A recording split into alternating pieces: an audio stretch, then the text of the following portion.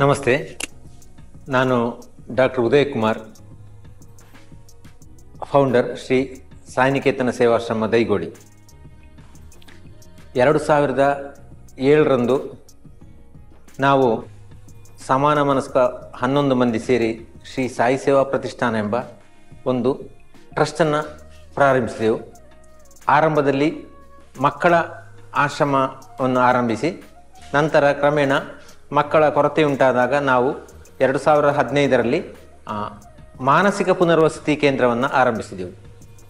ಇಲ್ಲಿ ಹೇಗೆಂದರೆ, ಸಮಾಜದಲ್ಲಿ ಎಲ್ಲ ಕಡೆಯಿಂದ ನಿರ್ಲಕ್ಷಿಸಲ್ಪಟ್ಟು ಬೀದಿಗೆ ಬಿದ್ದ ಮಾನಸಿಕ ರೋಗಿಗಳನ್ನು ನಾವು ರೆಸ್ಕ್ಯೂ ಮಾಡಿ ಆಶ್ರಮಕ್ಕೆ ಕರೆತಂದು ಅವರನ್ನು ಶುಚಿಗೊಳಿಸಿ ನಂತರ 2 ದಿವಸ ಅವರನ್ನು ಪ್ರತ್ಯೇಕ ಸೆಲ್ಲಲ್ಲಿ ಇಟ್ಟು ಅವರನ್ನು ಅಬ್ಸರ್ವ್ ಮಾಡಿ ನಾವು ನಂತರ ರಕ್ತ ಪರೀಕ್ಷೆಗಳು ಹಾಗೂ ನಂತರ ಮಾನಸಿಕ ತಜ್ಞರು ಹಾಗೂ ಫಿಸಿಷಿಯನ್ ಇವರ ಹತ್ರ ಅವರನ್ನು ಪರೀಕ್ಷೆ ಮಾಡಿಸಿ ಅವರ ಸಲಹೆಯಂತೆ ಅವರಿಗೆ ಚಿಕಿತ್ಸೆಯನ್ನು ನಾವಿಲ್ಲಿ ಕೊಡ್ತೇವೆ. ಕೆಲವು ಸಲ ರೆಸ್ಕ್ಯೂ ಮಾಡಿದ ಪೇಷಂಟ್ಗಳನ್ನು ಡಾಕ್ಟರ್ ಸಲಹೆಯಂತೆ ಆಸ್ಪತ್ರೆಯಲ್ಲಿ ಅಡ್ಮಿಟ್ ಮಾಡುವುದು ಇದೆ. ಹೀಗೆ ಈಗ ನಮ್ಮ ಆಶ್ರಮದಲ್ಲಿ 115 ಮಂದಿ ಆಶ್ರಮವಾಸಿಗಳಿದ್ದಾರೆ. ಅವರಲ್ಲಿ 51 ಮಂದಿ ಹೆಂಗಸರು ಹಾಗೂ 59 ಮಂದಿ ಗಂಡಸರಿದ್ದಾರೆ. ನಾವು ಇಲ್ಲಿ ಅವರಿಗೆ ಮಾನಸಿಕ ಚಿಕಿತ್ಸೆ ಹೇಗೆ ಅಂತಂದರೆ, ಡಾಕ್ಟರ್ ಸಲಹೆಯಂತೆ ಔಷಧಗಳು, ಬೆಳಗ್ಗೆ ಎಕ್ಸಸೈಸ್, ವಾಕಿಂಗ್, ಧ್ಯಾನ, ಮತ್ತು ಮಧ್ಯಾಹ್ನದ ಮೊದಲು ನೃತ್ಯಗಳು, ಹಾಡುಗಳು, ನಂತರ ಗೋಶಾಲೆಯ ಕೆಲಸಗಳು, ತರಕಾರಿ, ಗೋಮೇವು ಇವುಗಳ ಕೆಲಸಗಳನ್ನು ಈ ಆಶ್ರಮವಾಸಿಗಳಿಂದ ಮಾಡಿಸಿದಾಗ ಅವರು ಕ್ರಮೇಣವಾಗಿ ಮಾನಸಿಕ ತೊಂದರೆಯಿಂದ ಬಳಲುತ್ತಿದ್ದವರು ಚೇತರಿಸಿಕೊಳ್ತಾರೆ. ಆ ಚೇತರಿಸಿದಾಗ ಅವರು ತಮ್ಮ ಊರುಗಳು ಅಥವಾ ತನ್ನ ಫೋನ್ ನಂಬರು, ಮೊಬೈಲ್ ನಂಬರ್ಗಳನ್ನು ಹೇಳ್ತಾರೆ. ಅಥವಾ ಅವರ ಊರಿನ ಹೆಸರು ಹೇಳಿದಾಗ ನಾವು ಗೂಗಲಲ್ಲಿ ಆ ಊರನ್ನು ಸರ್ಚ್ ಮಾಡಿ ಅಲ್ಲಿ ಅವರದ್ದು ಮಿಸ್ಸಿಂಗ್ ಕಂಪ್ಲೇಂಟ್ ಇದೆ ಅಂತ ನೋಡ್ತೇವೆ. ಇನ್ನೊಂದು ವಿಧ ಅಂದರೆ, ಮುಂಬಯಿಯ ಶ್ರದ್ಧಾ ರಿಹ್ಯಾಬ್ ಸೆಂಟ್ರೊಂದಿಗೆ ನಮಗೆ MOU ಇದೆ. ನಾವು ಇಲ್ಲಿ ಅವರ ಊರು ತಿಳಿದ ಮೇಲೆ ಮುಂಬೈಗೆ ಕರೆದುಕೊಂಡು ಹೋಗಿ ಅಲ್ಲಿಂದ ಅವರನ್ನು ಊರಿಗೆ ಮುಡಿಸ್ತಾರೆ. ಆಗ ನಾವು ಮಾಡಿದ ಕೆಲಸಕ್ಕೆ ಒಂದು ಸಾರ್ಥಕತೆ ಸಿಗ್ತದೆ ನಮಗೆ. ನಾವು ಇಷ್ಟು 6 ತಿಂಗಳ, 1 ವರ್ಷವೋ 2 ವರ್ಷವೋ ಇಲ್ಲಿ ಅವರಿಗೆ ಚಿಕಿತ್ಸೆ ಮಾಡಿ ಅವರು ಪುನಃ ತನ್ನ ಮನೆಯನ್ನು ಸೇರಿದಾಗ ಆ ಸಂತೋಷದಲ್ಲಿ ನಾವು ದೇವರನ್ನು ಕಾಣ್ತೇವೆ. ಈ ಕಾರ್ಯದಲ್ಲಿ ನಮಗೆ ಆಶ್ರಮದ ಎಲ್ಲ ಕೆಲಸಗಳಲ್ಲಿಯೂ ಸಹಕರಿಸುತ್ತಿರುವವರು ನನ್ನ ಶ್ರೀಮತಿ ಡಾಕ್ಟರ್ ಶಾರದಾ. ಇನ್ನೂ ಆಶ್ರಮದ ಬಗ್ಗೆ ಹೆಚ್ಚಿನ ಮಾಹಿತಿಗಳನ್ನು ನನ್ನ ಧರ್ಮಪತ್ನಿ ನೀಡಲಿದ್ದಾರೆ. ನಾವೀಗ ಸಮಾಜದಲ್ಲಿ ನಾವೆಲ್ಲರೂ ಜೊತೆಯಾಗಿ ಬಾಳ್ತಾ ಇದ್ದೇವೆ. ನಮಗೆ ನಮ್ಮ ಮನೆ, ನಮ್ಮ ಹಿತ ಚಿಂತಕರು, ಹಿರಿಯರಾಗಿರೋ ಮಕ್ಕಳಾಗಿರ್ಬೋದು, ಎಲ್ಲರ ಜೊತೆಯಲ್ಲಿರ್ತೇವೆ. ಆದರೆ ಒಂದು ಸಲ ನಾವು ಆಲೋಚನೆ ಮಾಡುವ, ಯಾರೂ ಇಲ್ಲದೆ ನಾವು ಸಡನ್ನಾಗಿ ಪ್ರತ್ಯೇಕವಾಗಿ ಬದುಕಬೇಕು ಅಂತ ಹೇಳಿದರೆ ಎಷ್ಟು ಕಷ್ಟ ಆಗ್ಬೋದು ನಮಗೆ. ಅಂದರೆ ನಮಗೆ ಯಾರೂ ಇಲ್ಲ, ನಮಗೆ ಹಿಂದೆ ಮುಂದೆ ಎಲ್ಲಿ ಹೋಗಬೇಕು ಅಂತ ಗೊತ್ತಿಲ್ಲ, ಏನು ಮಾಡಬೇಕಂತ ಗೊತ್ತಿಲ್ಲ. ಇಂಥ ಒಂದು ಪರಿಸ್ಥಿತಿಗಳು ಎಷ್ಟೋ ಸಲ ಜೀವನದಲ್ಲಿ, ಎಷ್ಟೋ ಜನರ ಜೀವನದಲ್ಲಿ ಬರ್ತವೆ. ಆಗ ಅವರು ಮಾನಸಿಕವಾಗಿ ತುಂಬ ಕುಗ್ಗಿ ಹೋಗ್ಬೋದು, ಉಗ್ರರಾಗ್ಬೋದು, ಏನೇನೋ ವಿಚಿತ್ರ ಭಾವನೆಗಳು ಅವರಲ್ಲಿ ಬರ್ಬೋದು. ಅಂಥವರ ಜೀವನ ನಮಗೊಂದು ಊಹಿಸಲಿಕ್ಕೆ ಕೂಡ ಕಷ್ಟ ಸಾಧ್ಯವಾದದ್ದು. ಅದಕ್ಕೋಸ್ಕರ ನಾವು ಏನು ಮಾಡಿದ್ವಿ ಅಂತಂದರೆ, ನಾವಿಬ್ಬರು ಕೂಡ ವೃತ್ತಿಯಲ್ಲಿ ವೈದ್ಯರು. ನಮಗೊಂದು ಮೊದಲಿಂದ ಒಂದು ಕನಸಿತ್ತು. ಏನಂತೇಳಿದರೆ, ನಾವು ಸಮಾಜದಿಂದ ಪಡ್ಕೊಂಡು ನಾವು ಜೀವನ ನಡೆಸ್ತಾ ಇದ್ದೇವೆ. ಅಷ್ಟೊತ್ತಿಗೆ ನಾವು ಸಮಾಜಕ್ಕೆ ಏನಾದ್ರು ಕೊಡಬೇಕು, ನಮ್ಮಿಂದ ಆದದ್ದು ಏನಾದರೂ ಸಹಾಯ ಮಾಡಬೇಕು ಅಂತೇಳಿ. ಬಟ್ ಯಾವ ದಾರಿಯಲ್ಲಿ ಹೋಗೋದು ಅಂತ ಹೇಳೋದು ನಮಗೆ ತುಂಬ ಸಮಯ ನಿರ್ಧಾರ ಆಗಿರಲಿಲ್ಲ.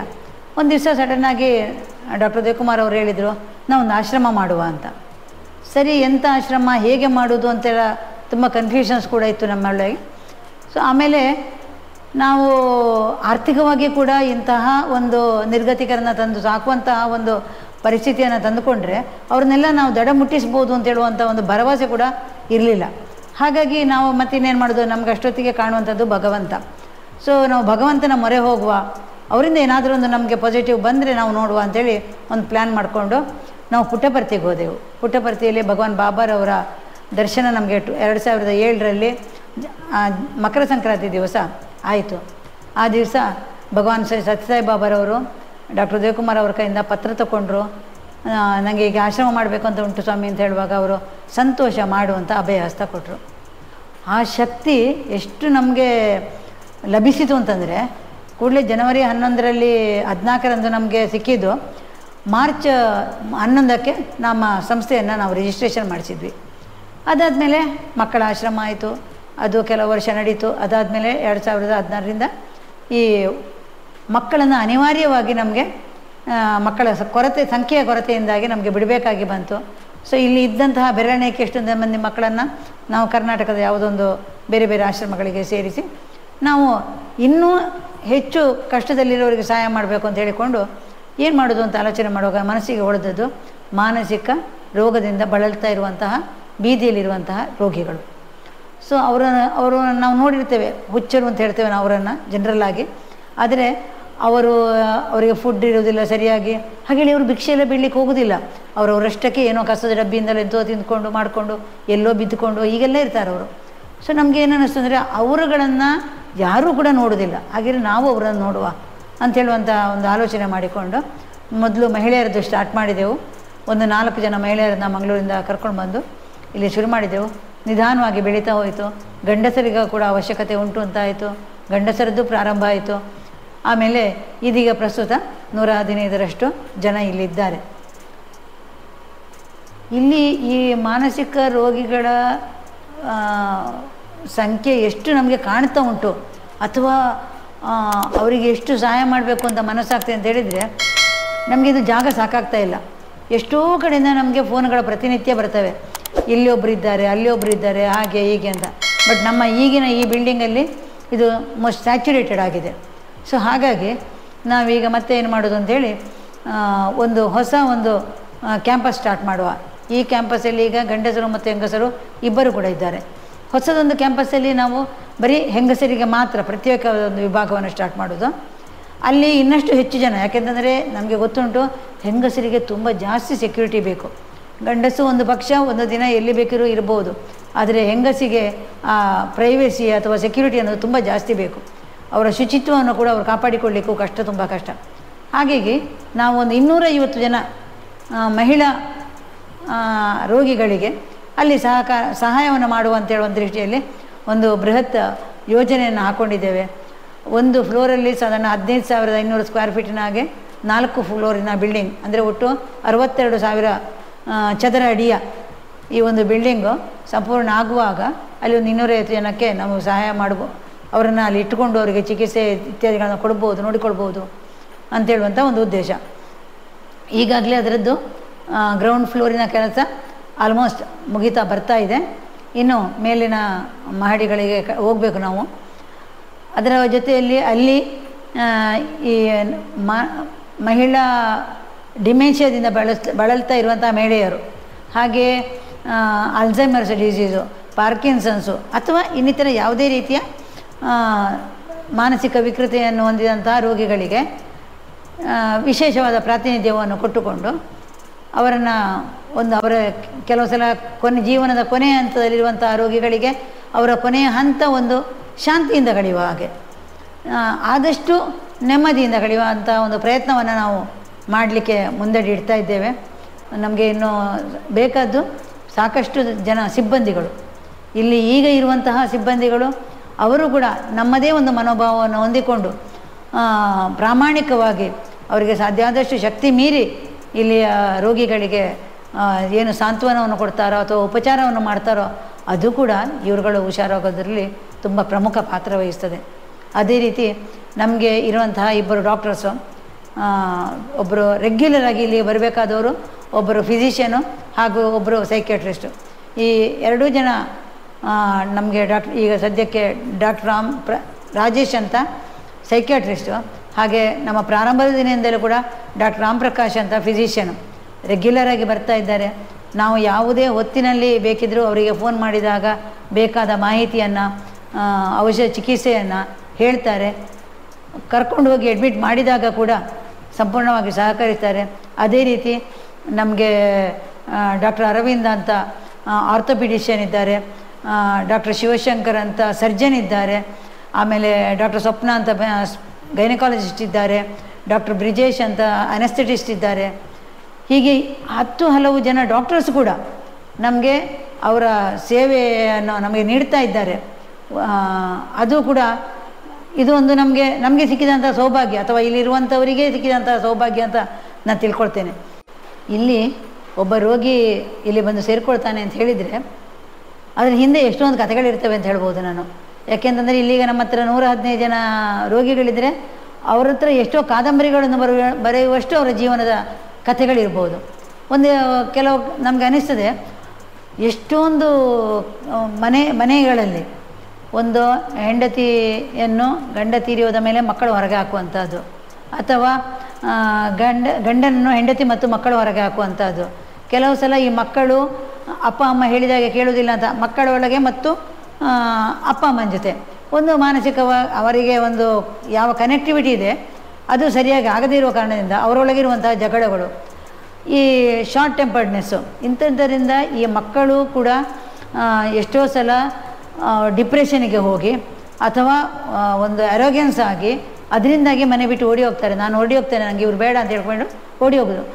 ಈಗ ಒಂದು 2 ತಿಂಗಳ ಹಿಂದೆ ನಮಗೆ ಒಬ್ಬ ಹುಡುಗ ಸಿಕ್ಕಿದ, ಒಂದು 20-22 ವರ್ಷದ ಹುಡುಗ ಸಿಕ್ಕಿದ ಒಂದು ಬಸ್ ಸ್ಟಾಪಲ್ಲಿ.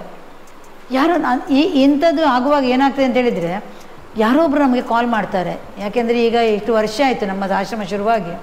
ಸೊ ಅಷ್ಟೊತ್ತಿಗೆ ಎಷ್ಟೋ ಜನರಿಗೆ ಈ ವಿಚಾರಗಳೆಲ್ಲ ಗೊತ್ತು, ಇಲ್ಲಿನ ಹೀಗೆ ನಡೀತಾ ಇದೆ ಅಂತ ಹೇಳೋದು. ಯಾರೋ ಒಬ್ಬರು ಬಂದು ನಮಗೆ ಫೋನ್ ಮಾಡ್ತಾರೆ, ಹೀಗೆ ಎಲ್ಲಿಯೋ ಇದ್ದಾರೆ, ಯಾರೊಬ್ಬರು ಇದ್ದಾರೆ, ಕೆಲವು ದಿನಗಳಿಂದ ಇಲ್ಲೇ ಇದ್ದಾರೆ ಅಂತ. ಅಥವಾ ಕೆಲವು ಸಲ ನಾವೆಲ್ಲೋ ಹೋಗ್ತಾ ಇರ್ತೇವೆ, ಅಷ್ಟೊತ್ತಿಗೆ ನಮಗೆ ರೋಡಲ್ಲಿ ಕಾಣ್ತಾರೆ.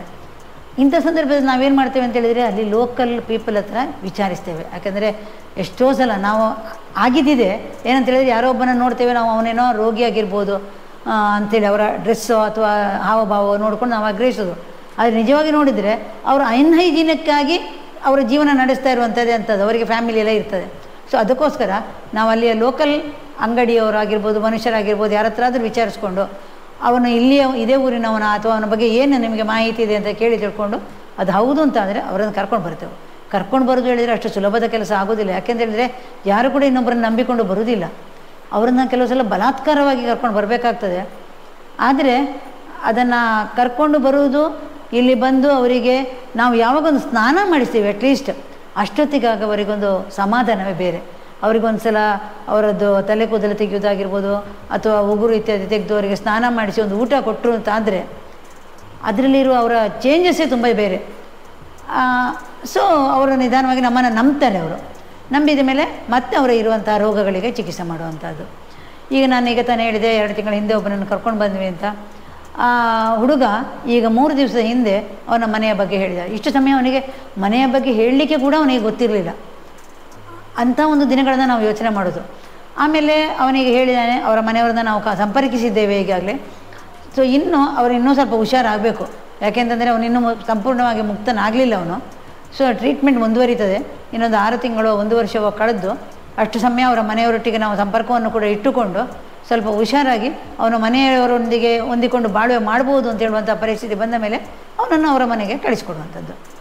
ಅಷ್ಟೊತ್ತಿಗೆ ಮಾತ್ರ ಒಂದು ಇಂಪಾರ್ಟೆಂಟ್ ವಿಷಯ ಏನಂತ ಹೇಳಿದರೆ ನಾವು ಮಾಡೋದಂಥದ್ದು ಮನೆಯವರಿಗೆ ಕೂಡ ಒಂದು ರೀತಿಯ ಕೌನ್ಸಿಲಿಂಗ್ ಮಾಡಿ ಇವನಿಗೆ ಟ್ರೀಟ್ಮೆಂಟನ್ನು, ಈ ವ್ಯಕ್ತಿಗೆ ಟ್ರೀಟ್ಮೆಂಟನ್ನು ಮುಂದುವರಿಸಬೇಕು, ಅವನ ಜೊತೆಯಲ್ಲಿ ಹೇಗೆ ವ್ಯವಹರಿಸಬೇಕು ಅಂತ ಹೇಳೋದನ್ನು ಕೂಡ ಹೇಳುವಂಥದ್ದು.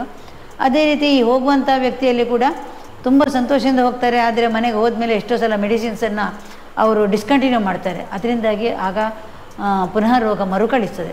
ಮತ್ತು ಮಾನಸಿಕ ರೋಗ ಒಂದು ಸಲ ಪುನಃ ಮರುಕಳಿಸಲಿಕ್ಕೆ ಶುರುವಾಯಿತು ಅಂತಾದರೆ ಟ್ರೀಟ್ಮೆಂಟ್ ಕೂಡ ತುಂಬ ಕಷ್ಟ ಆಗ್ತದೆ.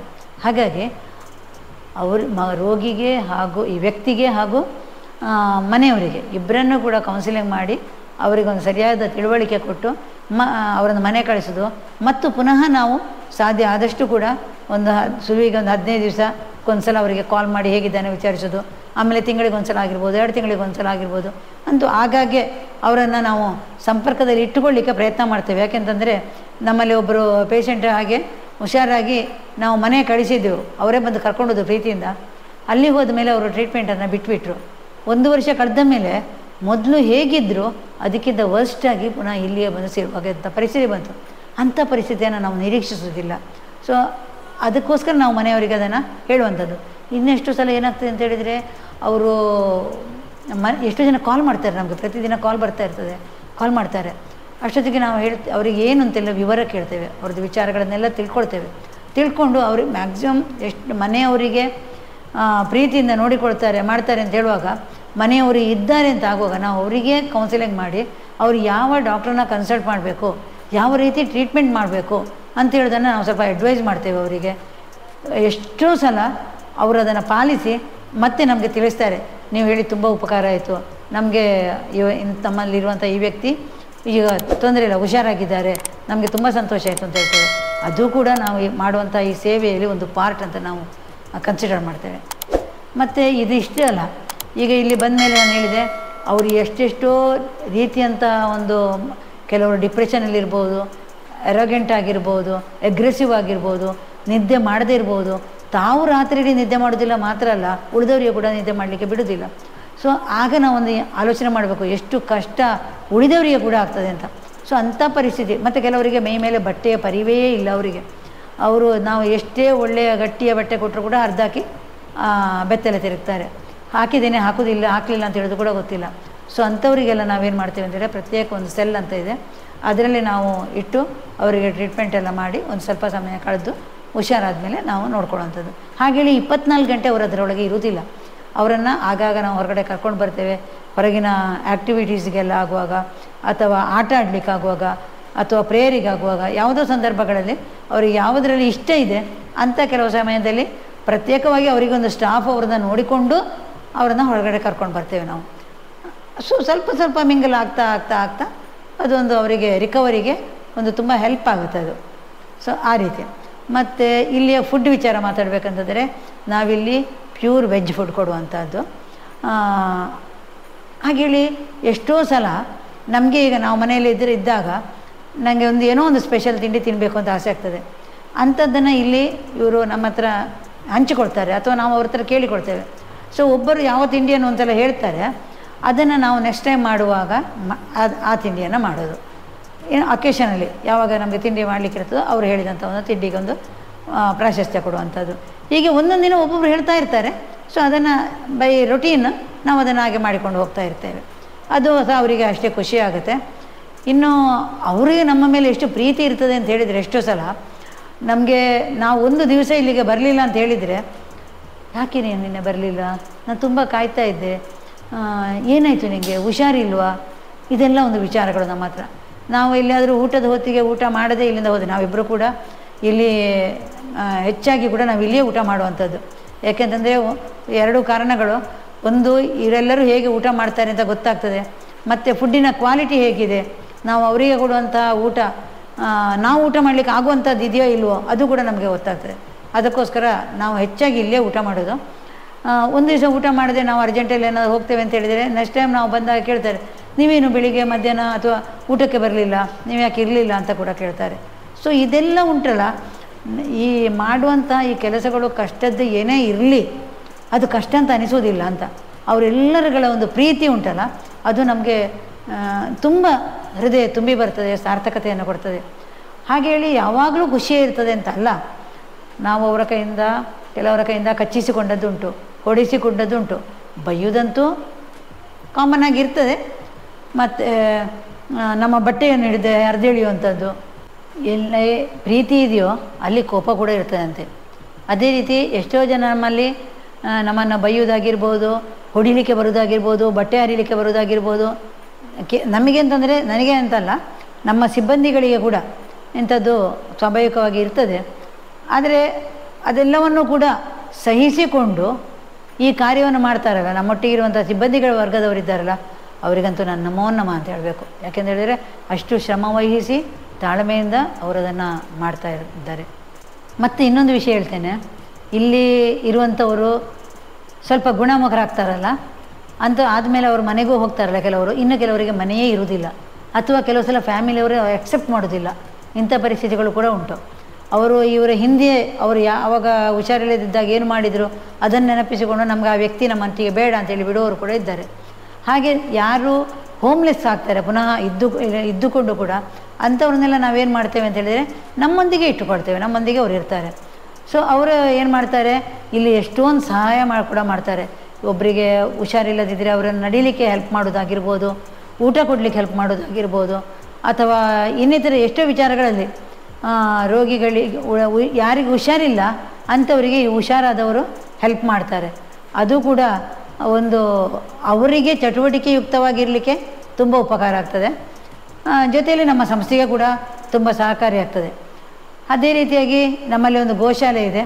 ಈ ಗೋಶಾಲೆಯಲ್ಲಿ ಕೂಡ ಹಾಗೆ ಎಲ್ಲ ಕಡೆಯಲ್ಲಿ ಕೂಡ ವೈಜ್ಞಾನಿಕವಾಗಿ ಪ್ರೂವ್ ಆಗಿದೆ ಕೌ ಕಡ್ಲಿಂಗ್ ಥೆರಪಿ ಅಂತ. ಯಾಕೆಂದರೆ ಹಸುಗಳ ಒಡನಾಟದಿಂದ ನಮ್ಮಲ್ಲಿ ಇರುವಂತಹ ಒಂದು ಮಾನಸಿಕ ಅಸ್ತವ್ಯಸ್ತತೆ ಏನಿದೆ ಅದು ಸರಿಯಾಗ್ತದೆ, ಅಥವಾ ನಮ್ಮ ಮಾನಸಿಕ ಶಕ್ತಿ ವೃದ್ಧಿ ಆಗ್ತದೆ.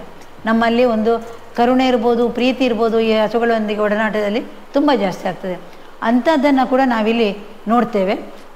ಅವರುಗಳು ದನಗಳಿಗೆ ಫೀಡ್ ಮಾಡಲಿಕ್ಕೆ ಬರೋದಾಗಿರ್ಬೋದು, ಅಥವಾ ಸ್ನಾನ ಮಾಡಿಸಲಿಕ್ಕೆ ಹೆಲ್ಪ್ ಮಾಡೋದಾಗಿರ್ಬೋದು, ನೀರು ಕೊಡೋದಾಗಿರ್ಬೋದು, ಏನಾಗಿರ್ಬೋದು, ಅಂತೂ ಹಸುಗಳೊಂದಿಗೆ ಒಡನಾಟ ಕೂಡ ಅವರಿಗೆ ಹುಲ್ಲು ತಂದು ಹಾಕ್ತಾರೆ. ಹೀಗೆ ಇಂಥದ್ದನ್ನು ಕೂಡ ಸೇರ್ತಾರೆ ಅವರು. ಆಮೇಲೆ ಬೆಳಿಗ್ಗೆ ಎಕ್ಸಸೈಸ್ ಇರ್ತದೆ ಅವರಿಗೆ ಒಂದು ಸ್ವಲ್ಪ ಹೊತ್ತು, ಸ್ವಲ್ಪ ಇಲ್ಲೇ ಅಂಗಳದಲ್ಲಿ ಸ್ವಲ್ಪ ವಾಕಿಂಗ್ ಮಾಡ್ತಾರೆ ಕೆಲವರು. ಅದಾದಮೇಲೆ ತಿಂಡಿ ಆಯಿತು, ಅದಾದಮೇಲೆ ಸ್ವಲ್ಪ ಬೇರೆ ಇತರ ಚಟುವಟಿಕೆಗಳು ಅಂತಂದರೆ ಏನಿಲ್ಲ ಅಂದರೆ ನಾವು ಈ ಬೇಸಿಗೆ ಕಾಲದಲ್ಲಿ ತೆಂಗಿನ ಗರಿಯ ಹಿಡಿ ಮಾಡ್ತಾರೆ ಹೆಂಗಸರು. ಮತ್ತು ಹಸುವಿನದ್ದು ಹೇಗಿದ್ರು ಆಯಿತು. ತರಕಾರಿಗಳಿಗೆಲ್ಲ ನೀರು ಹಾಕುವಂಥದ್ದು, ತರಕಾರಿ ಬೆಳೆಸುವಂಥದ್ದು, ಹುಲ್ಲು ಬೆಳೆಸುವಂಥದ್ದು, ಇಂಥ ಕೆಲಸಗಳಿಗೆ ಬರುವಂಥದ್ದು. ಹಾಗೆ ಮತ್ತು ಪ್ರಾಣಾಯಾಮ ಇದೆ. ಒಂದು 11 ಗಂಟೆ ಅಷ್ಟೊತ್ತಿಗೆ ನಾವು ಪ್ರಾಣಾಯಾಮವನ್ನು ಮಾಡಿಸ್ತೇವೆ. ಆಮೇಲೆ ಡ್ಯಾನ್ಸ್ ಥೆರಪಿ ಆಗಿರ್ಬೋದು, ಅಥವಾ ಬೇರೆ ಯಾವುದೇ ಈ ಥರ ಆ್ಯಕ್ಟಿವಿಟೀಸ್ ಇರ್ಬೋದು, ಕೆಲವು ಸಲ ಕ್ರಾಫ್ಟ್ಸ್ ಇರ್ಬೋದು, ಹೊಲಿಗೆ ತರಬೇತಿ ಇರ್ಬೋದು. ಯಾರಿಗೆ ಯಾವುದರಲ್ಲಿ ಇಂಟ್ರೆಸ್ಟ್ ಇದೆಯೋ ಅವರನ್ನು ಅದಕ್ಕೆ ಸೇರಿಸ್ಕೊಳ್ಳುವಂಥದ್ದು. ಆಮೇಲೆ ಪ್ರತಿದಿನ ಒಂದು 20 ನಿಮಿಷದಿಂದ ಅರ್ಧ ಗಂಟೆಯಷ್ಟು ಧ್ಯಾನವನ್ನು ಕೂಡ ಇದೆ. ಸಾಯಂಕಾಲ ಸ್ವಲ್ಪ ಹೊರಗಡೆ ಆಟ ಆಡ್ತಾರೆ, ನ್ಯೂಸ್ ಪೇಪರ್ ಇರ್ತದೆ ಅದನ್ನು ಓದ್ತಾರೆ. ಆಮೇಲೆ ಸಂಜೆ ಒಂದು ಅರ್ಧ ಗಂಟೆ ಭಜನೆ, ಅದಾದಮೇಲೆ ಊಟ ಆಗಿ ನಿದ್ದೆ ಮಾಡ್ತಾರೆ. ಟಿ ವಿ ಕೂಡ ನಾವು ದಿವಸದಲ್ಲಿ ಒಂದು ನಿಶ್ಚಿತ ಸಮಯದಲ್ಲಿ ಅವರಿಗೆ ಟಿ ವಿ ವೀಕ್ಷಣೆ ಕೂಡ ಆಸ್ಪದವನ್ನು ಕೊಡ್ತೇವೆ. ಹಾಗೆ ನಾನು ಹೇಳೋದಾದರೆ ಇಲ್ಲಿ ಆಲ್ಮೋಸ್ಟ್ ಹೆಚ್ಚಿನವರು ಕೂಡ ಸಂತೋಷದಿಂದಲೇ ಇದ್ದಾರೆ. ನಮಗೆ ಅದು ಫೀಲ್ ಆಗ್ತದೆ, ನಮಗೆ ಅವರು ಖುಷಿಯಾಗಿದ್ದಾರೆ ಅಂತ ಹೇಳಿದ್ರೆ ನಾವು ಅದನ್ನು ಅನುಭವಿಸ್ತೇವೆ. ಸೊ ಇಂಥ ಒಂದು ನಾವು ಇದರಲ್ಲಿ ನಿಸ್ವಾರ್ಥವಾಗಿ ಒಂದು ಮಾಡುವಂಥ ಈ ಸೇವೆ ನಮಗೆ ಎಷ್ಟು ಒಳ್ಳೆಯದಾಗ್ತದೆ ಅಂತ ನಾನು ಕೆಲವು ಸಲ ಆಲೋಚನೆ ಮಾಡೋದಿದೆ. ನೋಡ್ತೇನೆ, ನಮ್ಮ ಮಗ ಇದ್ದಾನೆ, ನಾವು ಇಂತಹ ಒಂದು ಸರ್ವಿಸ್ ಆ್ಯಕ್ಟಿವಿಟಿಗೆ ಬಂದ ನಂತರ ಅವನ ಎಜುಕೇಷನ್ ಆಗಿರ್ಬೋದು, ಅವನ ಉದ್ಯೋಗ ಆಗಿರ್ಬೋದು, ಅಥವಾ ಅವನ ಮದುವೆ ವಿಚಾರ ಆಗಿರ್ಬೋದು, ಅವನ ಸಂಸಾರ, ಯಾವುದೇ ವಿಚಾರದಲ್ಲಿ ನಾವು ದೊಡ್ಡ ತಲೆ ಕೆಡಿಸ್ಕೊಳ್ಬೇಕಾದ ಅಗತ್ಯವೇ ಬರಲಿಲ್ಲ. ಎಲ್ಲವನ್ನು ಕೂಡ ಸುಸೂತ್ರವಾಗಿ ಹೋಯಿತು.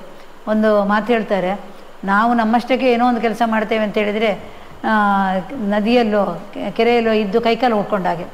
ಆದರೆ ನಾವು ಭಗವಂತ ನಮ್ಮೊಂದಿಗೆ ಇದ್ದಾನೆ ಅಂತೇಳುವ ಒಂದು ಭಾವವನ್ನು ತಿಳ್ಕೊಂಡ್ರೆ ಅಷ್ಟೊತ್ತಿಗೆ ಭಗವಂತ ನಮ್ಮನ್ನು ನೀರಿನಲ್ಲಿ ನಾವು ಈಜುತ್ತೇವೆ ಅಂತ ಬಾಕಿದವರಿಗೆ ಕಾಣ್ಬೋದು, ಆದರೆ ಭಗವಂತ ನಮ್ಮನ್ನು ತೇಲಿಸ್ಕೊಂಡು ಹೋಗ್ತಾನೆ.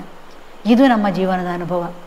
ನಮ್ಮ ಎಲ್ಲ ಚಟುವಟಿಕೆಗಳು ಕೂಡ ನಮ್ಮ ವೈಯಕ್ತಿಕ ಜೀವನ ಆಗಿರ್ಬೋದು, ಇಲ್ಲಿಯ ಸಂಸ್ಥೆಗೆ ಸಂಬಂಧಪಟ್ಟಂಥ ಜೀವನ ಆಗಿರ್ಬೋದು, ಸಾಮಾಜಿಕವಾಗಿ ಆಗಿರ್ಬೋದು, ನಮ್ಮನ್ನು ಪ್ರತಿಯೊಂದು ಹೆಜ್ಜೆಯಲ್ಲಿ, ಪ್ರತಿಯೊಂದು ನಿಮಿಷದಲ್ಲಿ, ಪ್ರತಿಯೊಂದು ಸೆಕೆಂಡಲ್ಲಿ ಹೇಳ್ಬೋದು, ಅಷ್ಟು ಕೂಡ ಭಗವಂತನ ಒಂದು ಅನುಭವವನ್ನು ನಾವು ಪಡಿತೇವೆ. ಅದಕ್ಕೋಸ್ಕರ ತುಂಬ ತುಂಬ ತುಂಬ ನಮಗೆ ಖುಷಿ ಆಗ್ತದೆ ಈ ವಿಚಾರದಲ್ಲಿ. ಯಾಕೆಂತಂದರೆ ನಾವು ನಮ್ಮ ಸಂಸ್ಥೆ ಇಷ್ಟು ಬೆಳೀಬಹುದು, ಇಷ್ಟು ಜನರಿಗೆ ನಾವೊಂದೇನೋ ಮಾಡಿಯೇವು ಅಂತ ಹೇಳೋದನ್ನು ಖಂಡಿತವಾಗ್ಲೂ ಊಹಿಸಲಿಲ್ಲ. ಆದರೆ ಬೆಳೀತಾ ಇದೆ, ಮುಂದುವರಿತಾ ಇದೆ. ಇದಕ್ಕೆ ಪುನಃ ಹೇಳ್ತೇನೆ ನಾನು, ದಾನಿಗಳ ಸಹಕಾರ ತುಂಬ ಹೃದಯ ತುಂಬಿ ಬರ್ತದೆ ನಮಗೆ. ಎಷ್ಟೋ ಸಲ ಅನ್ನಿಸ್ತದೆ ನಮಗೆ, ಈ ಕಟ್ಟಡದ ಒಂದೊಂದು ಕಲ್ಲುಗಳು ಕೂಡ ಒಬ್ಬೊಬ್ಬ ದಾನಿಯ ಹೆಸರಲ್ಲಿ ಇರ್ಬೋದೇನೋ ಅಂತ. ಯಾಕೆಂತಂದರೆ ಒಂದು ಹೊತ್ತಿನ ಊಟ ಆಗಿರ್ಬೋದು, ನಾನಾಗ ಹೇಳಿದ ಹಾಗೆ ಸಣ್ಣ ಒಂದು ವಿಚಾರದಿಂದ ಹಿಡಿದು ಅತಿ ದೊಡ್ಡ ಮೊತ್ತದವರೆಗೆ ನಾವೀಗ ಧನ ಸಹಾಯವನ್ನು ಆಲೋಚನೆ ಮಾಡೋದಾದರೂ ಎಷ್ಟೊಂದು ಕೊಟ್ಟವರಿದ್ದಾರೆ. ಅವರವರ ಶಕ್ತಿ ಅನುಸಾರ ಸೊ ನಮಗೆ ಯಾವುದು ಕೂಡ ಒಂದು ಚಿಕ್ಕದು ಅಂತ ಅನಿಸುವುದೇ ಇಲ್ಲ, ಎಲ್ಲವೂ ಕೂಡ ದೊಡ್ಡದು. ಯಾಕೆಂತ ಹೇಳಿದರೆ ಆ ಉದಾರ ಹೃದಯತೆ ಇದ್ದಲ್ಲಿ ಮಾತ್ರ ಇಂಥದನ್ನು ಕೊಡಲಿಕ್ಕೆ ಒಬ್ಬರಿಗೆ ಮನಸ್ಸು ಬರುವಂಥದ್ದು. ಇಲ್ಲದಿದ್ದರೆ ಎಲ್ಲರೂ ಸಹ ನನಗೆ ಬೇಕು ಅಂತೇಳಿ ಅವ್ರವ್ರು ಮಾಡ್ಕೊಳ್ಳೋದೇ ಆಯಿತು. ಸೊ ಹಾಗಾಗಿ ಇಲ್ಲಿ ಯಾರು ಒಟ್ಟಿಗೆ ನಮ್ಮೊಂದಿಗೆ ಕೈ ಜೋಡಿಸ್ತಾರೆ, ಆರ್ಥಿಕವಾಗಿ ಆಗಿರ್ಬೋದು, ನಮಗೆ ಒಂದು ನೈತಿಕ ಬೆಂಬಲ ಕೊಡುವವರಾಗಿರ್ಬೋದು, ಎಷ್ಟೋ ವಿಚಾರಗಳಲ್ಲಿ ದೈಹಿಕವಾಗಿ ನಮಗೆ ಸಹಕಾರ ಕೊಟ್ಟವರಿರ್ಬೋದು, ಧನ ಸಹಾಯದಲ್ಲಿ ಕೊಟ್ಟವರಿರ್ಬೋದು, ಎಷ್ಟೋ ವಿಚಾರಗಳನ್ನು ತಿಳಿಸಿಕೊಟ್ಟವರು ಇರ್ಬೋದು. ಸೊ ಹೀಗೆ ಎಷ್ಟು ಹೇಳಲಿಕ್ಕೆ ಆಗೋದಿಲ್ಲ ನನಗೆ, ಅಷ್ಟೊಂದು ಸಹಕಾರವನ್ನು ನಾವು ಪಡೀತಾ ಬರ್ತಾ ಇದ್ದೇವೆ. ಸೊ ಇನ್ನು ಎಷ್ಟೋ ಜನ ಕೇಳಲಿಕ್ಕುಂಟು, ಈಗ ನೀವು ಇಷ್ಟು ಮಾಡ್ತಾ ಇದ್ದೀರಿ, ಇನ್ನು ಮುಂದೆ ಇದನ್ನು ಯಾರು ನಡೆಸ್ತಾರೆ, ಇದಕ್ಕೆ ಮುಂದೆಗೇನು ವ್ಯವಸ್ಥೆ ಮಾಡಿದ್ದೀರಿ ಅಂತ. ನಾವು ಇಷ್ಟೇ ತಿಳ್ಕೊಳ್ಳೋದು ಏನಂತಂದರೆ, ನಾವೇ ಇಷ್ಟು ಮಾಡ್ತೇವೆ ಅಂತ ಅಂದ್ಕೊಂಡಿರಲಿಲ್ಲ. ಯಾವಾಗ ನಾವು ಅಂದ್ಕೊಂಡಿರಲಿಲ್ಲೋ, ಈ ಭಗವಂತನ ಕೃಪೆಯಿಂದ ಇದು ನಡೀತಾ ಇದೆಯೋ, ನಮ್ಮ ನಂತರಕ್ಕೆ ಕೂಡ ಇದು ಖಂಡಿತವಾಗ್ಲೂ ಅದಕ್ಕೆ ಯಾರೋ ಒಬ್ಬ ವ್ಯಕ್ತಿಯನ್ನು, ಸೂಕ್ತ ವ್ಯಕ್ತಿಯನ್ನು ಭಗವಂತ ಇಲ್ಲಿಗೆ ವ್ಯವಸ್ಥೆ ಮಾಡ್ತಾನೆ, ಅಥವಾ ಒಂದು ಸಂಘಟನೆ ಜೊತೆಗೂಡಿ ಇಲ್ಲಿ ಇದನ್ನೆಲ್ಲವನ್ನು ಕೂಡ ನಡೆಸಿಕೊಂಡು ಬರ್ತದೆ ಅಂತ ಹೇಳುವಂಥ ಒಂದು ವಿಶ್ವಾಸ ನಮಗೆ ಅಚಲವಾಗಿದೆ. ನಮ್ಮ ಹೊಸ ಕಟ್ಟಡದ ಒಂದು ಎಸ್ಟಿಮೇಟೆಡ್ ಬಜೆಟ್ ಸಾಧಾರಣ 14 ಕೋಟಿ. ಆದರೆ ಅದನ್ನೊಂದು ಊಹಿಸಲಿಕ್ಕೆ ಕೂಡ ಸಾಧ್ಯ ಇಲ್ಲ ಅಂತ ಹೇಳ್ಬೋದು ನಾನು. ಆದರೆ ನಾವು ಈ ಒಂದು ಯೋಚನೆ ನಮ್ಮ ಮನಸ್ಸಿನಲ್ಲಿ ತಿರುಗಾಡ್ತಾ ಇರುವಾಗ ಡಾಕ್ಟರ್ ಶಶಿಧರ್ ಬೈಕುಂಜೆ ಹಾಗೂ ಡಾಕ್ಟರ್ ವಿದ್ಯಾ ದಂಪತಿಗಳು ಅವರು ಈ ವಿಷಯವನ್ನು ತಿಳಿದು, ಅವ್ರ ಮೊದಲಿಂದಲೇ ನಮ್ಮ ದಾನಿಗಳು, ಅವರೊಂದು ಸಲ ನಮ್ಮ ಈಗ ಮಾತಾಡ್ತಿರುವಾಗ ಅವ್ರಿಗೆ ವಿಷಯ ಗೊತ್ತಾಯಿತು. ಅವರು ನಮಗೆ ಒಂದು ಬೃಹತ್ ಮೊತ್ತ 2 ಕೋಟಿಯಷ್ಟು ಹಣವನ್ನು ಕೊಡುವಂಥ ವಾಗ್ದಾನವನ್ನು ನೀಡಿದರು. ಅದೇ ರೀತಿ ಅವರು ಹಣವನ್ನು ಕೊಡ್ತಾ ಕೂಡ ಬರ್ತಾ ಇದ್ದಾರೆ. ಸೊ ಇದು ನಮಗೆ ಬೆನ್ನೆಲುಬಾಗಿ ನಿಂತಿತು ಈ ಕೆಲಸವನ್ನು ಶುರು ಮಾಡಲಿಕ್ಕೆ. ಅದರ ನಂತರ ಹೀಗೆ ಪ್ರತಿಯೊಬ್ಬರ ಒಂದು ಸಹಕಾರದಿಂದ ಮುಂದುವರಿತಾ ಇದೆ. ಯಾವಾಗ ಕಂಪ್ಲೀಟ್ ಆಗ್ತದೆ ಗೊತ್ತಿಲ್ಲ, ಬಟ್ ಶೀಘ್ರವಾಗಿ ಆಗಬಹುದು ಅಂತ ಹೇಳುವಂಥ ಒಂದು ನಿರೀಕ್ಷೆ ಕೂಡ ನಮ್ಮಲ್ಲಿ ಉಂಟು. ಇದಿಷ್ಟು ಅಲ್ಲದೆ ನಾವು ಈ ಆಶ್ರಮ ಅಂತ ಹೇಳೋ ಒಂದು ಕಾನ್ಸೆಪ್ಟ್ ಬಿಟ್ಟು ಇದಕ್ಕಿಂತ ಮೊದಲು ಏನು ಮಾಡ್ತಾ ಇದ್ದೇವೆ ಅಂತ ಒಂದು ಆಲೋಚನೆ ಮಾಡಿದರೆ, 2000 ಇಸವಿಯಿಂದ ನಾವು ಕಿಳಿಂಗಾರು ಅಂತ ಹೇಳುವಂಥ ಒಂದು ಜಾಗದಲ್ಲಿ ಸಾಯಿರಾಮ್ ಭಟ್ ಅಂತ ಇದ್ದರು. ಅವರು ಪ್ರತಿ ವಾರ ಉಚಿತವಾದ ವೈದ್ಯಕೀಯ ಶಿಬಿರ ನಡೆಸ್ತಾಯಿದ್ರು. ಆ ವೈದ್ಯಕೀಯ ಶಿಬಿರಕ್ಕೆ ನಾವಿಬ್ಬರೂ ಕೂಡ ವೈದ್ಯರುಗಳಾಗಿ ಹೋಗಿ ಪ್ರತಿ ವಾರ 10 ವರ್ಷಗಳಷ್ಟು ಕಾಲ ಅಲ್ಲಿ ಹೋಗಿ ಸೇವೆಯನ್ನು ನೀಡಿದ್ದೇವೆ. 2001ನೇ ಇಸವಿಯಿಂದ 2010ರವರೆಗೆ ನಾವು ಅಲ್ಲಿಗೆ ಹೋಗ್ತಾ ಇದ್ದೆವು. ನಂತರ ಅಳಿಕೆ ಶ್ರೀ ಸತ್ಯಸಾಯಿ ಜನರಲ್ ಆಸ್ಪತ್ರೆಯಲ್ಲಿ ಕೂಡ ವಾರಕ್ಕೆ ಒಂದು ಸಲ, ಈಗ ಅದು 15 ದಿವಸಕ್ಕೊಂದು ಸಲ ಆಗಿದೆ ಕೋವಿಡ್ನ ನಂತರ, ಅಲ್ಲಿ ಕೂಡ ನಾವು ಹೋಗಿ ಉಚಿತವಾದ ಒಂದು ನಮ್ಮ ಸೇವೆಯನ್ನು ಸಲ್ಲಿಸಿ ಬರ್ತಾ ಇದ್ದೇವೆ. ಆಮೇಲೆ 2005ನೇ ಇಸವಿಯಲ್ಲಿ ನಾವು ಇದೇ ಸ್ಥಳದಲ್ಲಿ ಒಂದು ಎಲ್ಲರಿಗೂ ಒಂದು ಸೇರಿ ಒಂದು ಭಜನೆ ಏನಾದ್ರು ಮಾಡಲಿಕ್ಕೆ ಅಥವಾ ಇಂಥ ಒಂದು ಕಾರ್ಯಚಟುವಟಿಕೆಗಳಿಗೋಸ್ಕರ ಅಂಥೇಳಿ ಒಂದು ಮಂದಿರವನ್ನು ನಾವು ಕಟ್ಟಿದೆವು. ಆ ಮಂದಿರದಲ್ಲಿ ನಾವು ಆಗಾಗ ಅಟ್ಲೀಸ್ಟ್ ತಿಂಗಳಿಗೊಂದು ಸಲ ಒಂದು ಫ್ರೀ ಮೆಡಿಕಲ್ ಕ್ಯಾಂಪ್ ನಡೆಸ್ತಾ ಬರ್ತಾ ಇದ್ದೆವು. ಸೊ ಅಲ್ಲಿಂದ ನಮ್ಮ ಊರಲ್ಲಿ ನಾವು ಒಂದು ಸೇವಾ ಚಟುವಟಿಕೆ ಅಂತ ಶುರು ಮಾಡಿದ್ದಾಗ, ಅದಾದಮೇಲೆ 2007ರಲ್ಲಿ ನಮ್ಮ ಈ ಶ್ರೀ ಸಾಯಿ ಸೇವಾ ಪ್ರತಿಷ್ಠಾನ ಪ್ರಾರಂಭ ಆಗಿದ್ದು. ಬೇರೆ ಬೇರೆ ವೈದ್ಯಕೀಯ ವಿಭಾಗಗಳಿಂದ ನಾವು ಫ್ರೀ ಮೆಡಿಕಲ್ ಕ್ಯಾಂಪ್ಸ್ಗಳನ್ನು ನಡೆಸಿ ಇಲ್ಲಿರುವಂಥವರಿಗೆ, ನಮ್ಮ ಲೋಕಲ್ ಪೀಪಲ್ ಆಗಿರ್ಬೋದು, ಅವರಿಗೆ ಬಂದವರಿಗೆ ಉಚಿತವಾದ ಔಷಧಿಯನ್ನು ಕೂಡ ನೀಡ್ತಾ ಬರ್ತಾ ಇದ್ದೇವೆ. ಅದೇ ರೀತಿ ಇಲ್ಲಿ ಒಂದು ಕಾಲೋನಿಯಲ್ಲಿ ಕುಡಿಯುವ ನೀರಿಗೆ ತುಂಬ ತತ್ವಾರ ಇರ್ತಿತ್ತು ಜನರಿಗೆ. ಸೊ ಅಲ್ಲಿ ಒಂದು ಬೋರ್ವೆಲ್ಲನ್ನು ನಾವು ತೋಡಿ ಅಲ್ಲಿ ಸಾಕಷ್ಟು ನೀರು ಕೂಡ ಸಿಕ್ಕಿತು. ಅಲ್ಲಿಯವರಿಗೆಲ್ಲರಿಗೆ ಕೂಡ 27 ಮನೆಗಳಿಗೆ ಒಂದು ನೀರಿನ ವ್ಯವಸ್ಥೆ ಬರುವ ಹಾಗೆ ಅದೊಂದು ಮಾಡಿದೆವು. ಮತ್ತು ಯಾರಿಗಾದರೂ ಮದುವೆಗೆ ಅಥವಾ ವಿದ್ಯಾಭ್ಯಾಸಕ್ಕೆ, ಮುಖ್ಯವಾಗಿ ವೈದ್ಯಕೀಯ ಚಿಕಿತ್ಸೆಗೆ, ಇವರಿಗೆ ಯಾರಿಗೆ ನಿಜವಾಗಿ ಕಷ್ಟ ಉಂಟು ಅಂಥವರಿಗೆ ನಾವು ನಮ್ಮಿಂದಾದ ಸಹಾಯವನ್ನು ಕೂಡ ಮಾಡ್ತಾ ಬಂದಿದ್ದೇವೆ. ನಾವು ಸಮಾಜದಿಂದ ಪಡ್ಕೊಂಡು ಬೆಳೆಯುವಂಥದ್ದು, ಅದೇ ರೀತಿ ಪ್ರಕೃತಿಯಿಂದ ಕೂಡ ನಾವು ತುಂಬ ಉಪಕಾರವನ್ನು ಪಡ್ಕೊಳ್ತೇವೆ. ಆದರೆ ಈಗ ಏನಾಗ್ತಿದೆ ಅಂತ ಹೇಳಿದರೆ, ಪ್ರಕೃತಿಯನ್ನು ಹಾಳು ಮಾಡುವಂಥ ಒಂದು ಸನ್ನಿವೇಶಗಳು ಕಾಣ್ತಾ ಇದ್ದೇವೆ. ಅದು ಮುಂದಿನ ಜನಾಂಗಕ್ಕೆ ಉಳಿಸಿಕೊಡ್ಬೇಕಾದ್ದು ನಮ್ಮ ಧರ್ಮ. ಆ ನಿಟ್ಟಿನಲ್ಲಿ ಈಗ ಮರವನ್ನಾಗಿರ್ಬೋದು, ನೀರಾಗಿರ್ಬೋದು, ಅಥವಾ ವಿದ್ಯುತ್ ಆಗಿರ್ಬೋದು, ಇದೆಲ್ಲವನ್ನು ಕೂಡ ನಾವು ಸಂರಕ್ಷಿಸುವಂತಹ ಒಂದು ದೃಷ್ಟಿಯಲ್ಲಿ ನಮ್ಮಿಂದಾದ ಯತ್ಕಿಂಚಿತ್ ಕಾರ್ಯವನ್ನು ಕೂಡ ನಾವಿಲ್ಲಿ ಮಾಡ್ತಾ ಇದ್ದೇವೆ. ಹೇಗೆ ಅಂತಂದರೆ, ನಮ್ಮ ಇಲ್ಲಿ ಈ ಬಿಲ್ಡಿಂಗು ಈಗ ಒಂದು 6000 ಸ್ಕ್ವೇರ್ ಫೀಟ್ ವಿಸ್ತೀರ್ಣದಿದೆ. ಅದರ ಮೇಲೆ ಪೂರ್ತಿ ನಾವು ಸೋಲಾರ್ ಪ್ಯಾನಲ್ಸ್ ಹಾಕಿಸಿದ್ದೇವೆ. ಅದರಲ್ಲಿ ಉತ್ಪಾದನೆ ಆಗುವಂತಹ ವಿದ್ಯುತ್ತನ್ನು ನಾವು ಅದನ್ನು ಗ್ರಿಡ್ಡಿಗೆ ಅಂದರೆ ಗೌರ್ಮೆಂಟಿಗೆ ಇಬಿಗೆ ಅದನ್ನು ಹಸ್ತಾಂತರಿಸ್ತಾ ಇದ್ದೇವೆ. ಅಷ್ಟೊಂದು ನಮ್ಮಿಂದ ಆಗಲಿ ಅಂತ. ಇನ್ನು ಮುಂದಿನ ನಮ್ಮ ದೊಡ್ಡ ಬಿಲ್ಡಿಂಗಲ್ಲಿ ಕೂಡ ಸಂಪೂರ್ಣವಾಗಿ ಸೋಲಾರನ್ನು ಎನರ್ಜಿಯನ್ನು ನಾವು ಬಳಸಿಕೊಳ್ಳುವಂತೆ ಆಗಬೇಕು ಅಂತ ಹೇಳುವಂಥದ್ದು ನಮ್ಮ ಒಂದು ಯೋಜನೆ ಇದೆ ನಮ್ಮಲ್ಲಿ. ಅದೇ ರೀತಿ ಇಲ್ಲಿ ಬಿಸಿ ನೀರಿಗಾಗಿ ಸೋಲಾರ್ ವಾಟರ್ ಹೀಟರನ್ನು ನಾವು ಬಳಸ್ತೇವೆ. ಎಲ್ಲರಿಗೂ ಸ್ನಾನಕ್ಕೆ ಅದನ್ನೇ ಉಪಯೋಗಿಸ್ತೇವೆ. ಅದೇ ರೀತಿ ಅಡಿಗೆಗೆ ಕೂಡ ಸಪ್ರೇಟ್ ಒಂದು ಸೋಲಾರ್ ಪ್ಯಾನಲ್ ಹಾಕಿ ಅದರಿಂದ ಬಿಸಿನೀರು ಬರುವ ಹಾಗೆ ಕೂಡ ಮಾಡಿಕೊಂಡಿದ್ದೇವೆ. ಆಮೇಲೆ ಇನ್ನು ನೀರಿನ ಬಳಕೆಯಲ್ಲಿ ಮಳೆಗಾಲದಲ್ಲಿ ನಾವು ಮಳೆಯ ನೀರನ್ನು ನಮ್ಮ ಛಾವಣಿಯ ಮೇಲೆ ಬಿದ್ದಂತಹ ನೀರನ್ನು ಕೆಳಗೆ ಇಂಗಿಸುವಂಥ ವ್ಯವಸ್ಥೆ, ಅದೇ ರೀತಿ ಬೋರುಗಳಿಗೆ ಅಂತರ್ಜಲದ ಮಟ್ಟ ಹೆಚ್ಚಾಗಲಿಕ್ಕೋಸ್ಕರ ನೀರು ಇಂಗಿಸುವಂಥ ಒಂದು ವ್ಯವಸ್ಥೆ, ಇದನ್ನು ಕೂಡ ಇಲ್ಲಿ ಮಾಡಿಕೊಂಡಿದ್ದೇವೆ.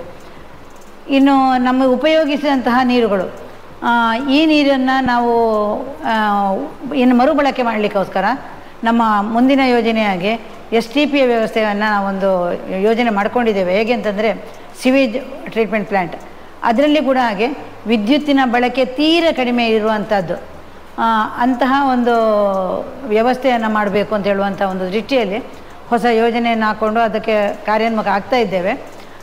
ಸಾಧಾರಣ ದಿನಕ್ಕೆ ಒಂದು 60,000 ಲೀಟರ್ನಷ್ಟು ನೀರನ್ನು ಮರುಬಳಕೆ ಆಗುವಂತೆ ಮಾಡಲಿಕ್ಕೆ ಕಂಪ್ಲೀಟ್ ಸಿವೇಜ್ ಟ್ರೀಟ್ಮೆಂಟ್ ಪ್ಲ್ಯಾಂಟ್.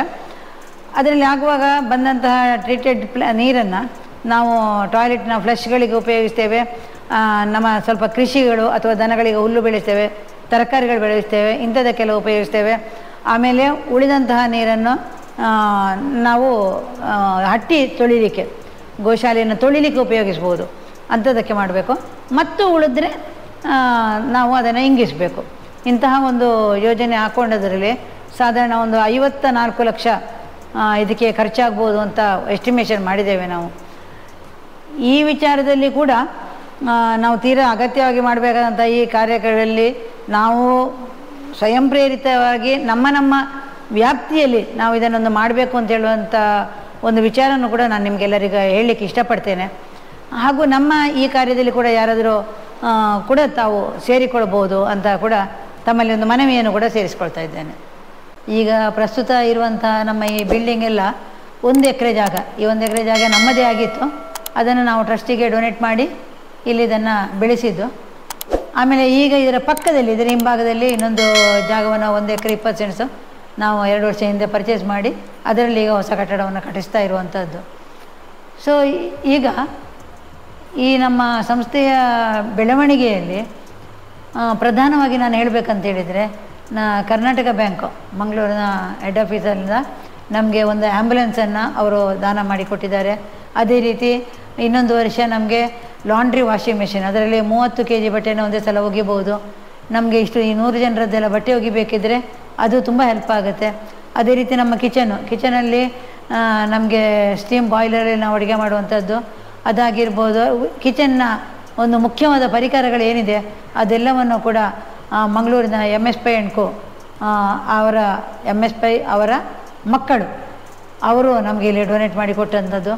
ಮಂಗಳೂರಿನ ಈಶ್ವರಾಂಬ ಟ್ರಸ್ಟಿನವರು, ಹಾಗೆ ಸತ್ಯಸಾಯಿ ಸೇವಾ ಸಮಿತಿಯವರು, ಅವರು ಕೂಡ ನಮಗೆ ಚೆನ್ನಾಗಿ ಆಗಾಗ ನಮ್ಮೊಂದಿಗೆ ಹೆಜ್ಜೆಯಲ್ಲಿ ಇದ್ದುಕೊಂಡು ಸಹಕಾರವನ್ನು ಕೊಡ್ತಾರೆ.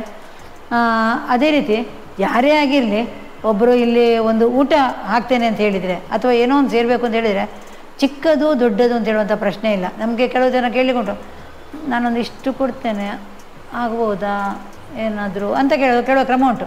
ಬಟ್ ಆ್ಯಕ್ಚುಲಿ ಅದೇನು ಅಂತೇಳಿದರೆ ಅವರ ಶಕ್ತಿಯಾನುಸಾರ ಅದೆಷ್ಟನ್ನು ಅವರು ಕೊಡ್ತಾರೋ ಅದು ದೊಡ್ಡ ಒಂದು ಫಲವನ್ನು ಇಲ್ಲಿ ಕೊಡ್ತದೆ. ಎಷ್ಟೋ ಜನ ಇಲ್ಲಿ ಪ್ರಾರ್ಥನೆಗಳೊಂದಿಗೆ ಬರುವವರು ಕೂಡ ಇದ್ದಾರೆ, ಅದು ಒಂದು ವಿಶೇಷತೆ. ಎಷ್ಟೋ ಜನ ತಮ್ಮ ಏನೋ ಒಂದು ಕಷ್ಟದಲ್ಲಿ ಹೇಳಿಕೊಂಡಂಥ ಒಂದು ಪ್ರಾರ್ಥನೆಗೋಸ್ಕರ ನಾನಿಲ್ಲಿ ಒಂದು ಅನ್ನದಾನ ಮಾಡ್ತೇನೆ ಅಂತೇಳಿ ಅದರ ಫಲವನ್ನು ಉಂಡು ಬಂದು ಕೊಡುವವರು ಕೂಡ ಇದ್ದಾರೆ. ಸೊ ಯಾರೇ ಆಗಲಿ ಅವರಿಗೆ ಒಂದು ಏನು ಕೊಡಬೇಕು ಅಂತ ಉಂಟು, ಎಲ್ಲ ಕೂಡ ದೊಡ್ಡವಾದದ್ದೇ ಮೊತ್ತ, ಚಿಕ್ಕ ಮೊತ್ತ ಅಂತ ಯಾರೂ ಯಾವುದನ್ನೂ ಗ್ರಹಿಸಲಿಕ್ಕಿಲ್ಲ. ಯಾಕೆಂತೇಳಿದರೆ ನಾವು ನಮ್ಮ ಹೃದಯದಿಂದ ಮಾಡುವಂಥದ್ದು, ಪ್ರೀತಿಯಿಂದ ಮಾಡುವಂಥದ್ದು, ಅದಕ್ಕೆ ಕೊಡುವಂಥ ಬೆಲೆ ಅಗಾಧವಾದದ್ದು. ಒಂದು 5 ಲಕ್ಷ ಇರ್ಬೋದು, 500 ರೂಪಾಯಿ ಇರ್ಬೋದು, ಆದರೆ ನಮ್ಮ ಹೃದಯಕ್ಕೆ ಇರುವಂಥ ಭಾವನೆಗಳಿಗಿರುವಂಥ ಬೆಲೆ ಅದು ನಾವು ಕಟ್ಟುವಂಥದ್ದಲ್ಲ, ಭಗವಂತ ಮಾತ್ರ ಕಟ್ಟುವಂಥದ್ದು. ಹಾಗಾಗಿ ಯಾರಿಗೆ ನಿಮಗೆ ಒಂದು ನಮ್ಮೊಂದಿಗೆ ಕೈ ಜೋಡಿಸಬೇಕು ಯಾವುದೇ ರೀತಿಯಲ್ಲಿ ಅಂತ ಅದಾದರೆ ಇಲ್ಲಿ ಇದರ ಜೊತೆಯಲ್ಲಿ ನಮ್ಮ ಫೋನ್ ನಂಬರು, ವೆಬ್ಸೈಟು ಇತ್ಯಾದಿಗಳನ್ನು ಕೊಟ್ಟಿರ್ತೇವೆ. ಡೊನೇಟ್ ಮಾಡಬೇಕು ಅಂತ ಹೇಳಿದರೆ ಅಕೌಂಟ್ ನಂಬರ್ ಸಹ ಕೊಡ್ತೇವೆ. ಆದರೆ ಒಂದು ನೆನಪಿಟ್ಕೊಳ್ಳಿ, ಯಾರು ಅದರ ಅಕೌಂಟ್ ನಂಬರಿನ ಮುಖಾಂತರವಾಗಿ ಹಣವನ್ನು ಕಳಿಸಿದರೆ ತಪ್ಪದೇ ನಮಗೆ ಫೋನಲ್ಲಿ ಅದನ್ನು ತಿಳಿಸಿ. ಯಾಕೆಂತಂದರೆ ನಮಗೆ ಅನಾನಿಮಸ್ ಡೊನೇಷನ್, ನಮ್ಮ ಇದು ಚಾರಿಟೇಬಲ್ ಟ್ರಸ್ಟ್, ಕೊಟ್ಟಂತಹ ದಾನಿಗಳಿಗೆ ಇನ್ಕಮ್ ಟ್ಯಾಕ್ಸಿನ ATG ಪ್ರಕಾರ ಎಕ್ಸೆಂಪ್ಷನ್ ಕೂಡ ಇದೆ. ಅಂತಿರುವಾಗ ನಮಗೆ ಕೂಡ ಕೆಲವೊಂದು ನಿಯಮಗಳಿವೆ. ಏನಂತೇಳಿದರೆ ಯಾವುದು ಕೂಡ ಅನಾನಿಮಸ್ ಡೊನೇಷನ್ಸ್ ಇರಬಾರ್ದು. ಅಂದರೆ ವಿಳಾಸ ಗೊತ್ತಿಲ್ಲದಂತಹ ಯಾವ ಡೊನೇಷನ್ಸು ನಮ್ಮಲ್ಲಿ ಇರಬಾರ್ದು.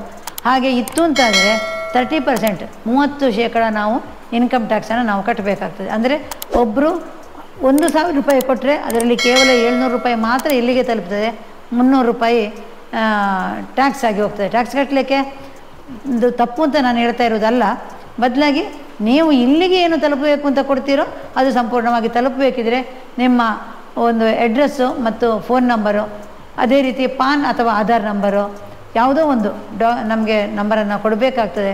ನಮ್ಮನ್ನು ಸಂಪರ್ಕಿಸಿ ದಯವಿಟ್ಟು ನೀವನ್ನು ಡೊನೇಷನ್ ಮಾಡಿ. ಅದೇ ರೀತಿ ಅಷ್ಟು ಮಾತ್ರ ಅಲ್ಲ, ನಮಗೆ CSR ರಿಜಿಸ್ಟ್ರೇಷನ್ ಆಗಿದೆ. ಅಂದರೆ ಕಂಪೆನಿಗಳು ತಮ್ಮ CSR ವ್ಯಾಪ್ತಿಯಲ್ಲಿ ಕೊಡುವಂತಹ ಒಂದು ಧನ ಸಹಾಯವನ್ನು ಕೊಡ್ಬೋದು. ಫಾರಿನ್ನಲ್ಲಿರುವಂಥವರು ಫಾರಿನ್ ಕರೆನ್ಸಿಯಲ್ಲಿ ಕೂಡ ಡೊನೇಷನ್ ಕೊಡ್ಬೋದು. ಈ ವರ್ಷದಿಂದ ನಮಗೆ FCRA ಕೂಡ ಲಭಿಸಿದೆ.